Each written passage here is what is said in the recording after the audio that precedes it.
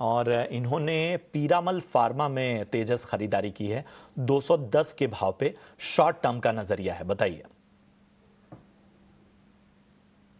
देखिए, पिरामल फार्मा का अगर हम बात करें तो स्टॉक एक डाउन ट्रेंड में चल रहा है। लोअर टॉप लोअर बॉटम के फॉर्मेशन है और पिछले काफी दिनों से देखेंगे तो स्टॉक ने 200 दिन की मूविंग एवरेज भी तोड़ दी है। तो मेरे हिसाब से यहाँ से अगर कोई पुल बैक रैली है तो उसमें से स्टॉक में से निकल जाना ही बेहतर रहेगा। 213 215 के करीबन अगर स्टॉक आता है तो उसमें से एग्जिट लेना चाहिए। चलिए, तरुण हमारे एक दर्शक हैं दिल्ली से, इन्होंने सवाल पूछा है। बैंक ऑफ बड़ौदा इनके पास है। स्नेहा बताइए, 236 की इनकी बाइंग है, लेकिन नजरिया ये शॉर्ट टर्म का मांग रहे हैं। बताइए क्या राय बन रही है। देखिए, अगर शॉर्ट टर्म का नजरिया है तो फिर मेरी सलाह रहेगी कि निकल जाए, बिकॉज इनके अगर जो हम ओवरऑल नतीजे देखें तो थोड़े मिक्स ही थे। ओवरऑल जो एसेट क्वालिटी थी वो भी थोड़ी डिटोरिएट हुई।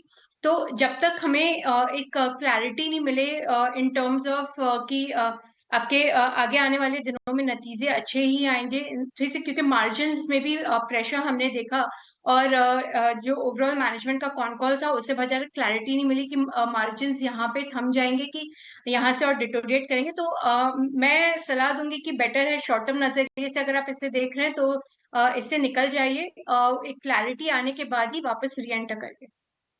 तो ये है राय, अब शॉर्ट टर्म के नज़रिए से निकल जाना बेहतर रहेगा। चलिए, इतने ही सवालों को हम शामिल कर पाएंगे, लेकिन यूट्यूब पर आप अपने सवाल हम तक का पहुंचाते रहिए। हम कल आपके सवालों का जवाब देंगे जो आज आप सवाल पूछेंगे। अब बढ़ते हैं आगे और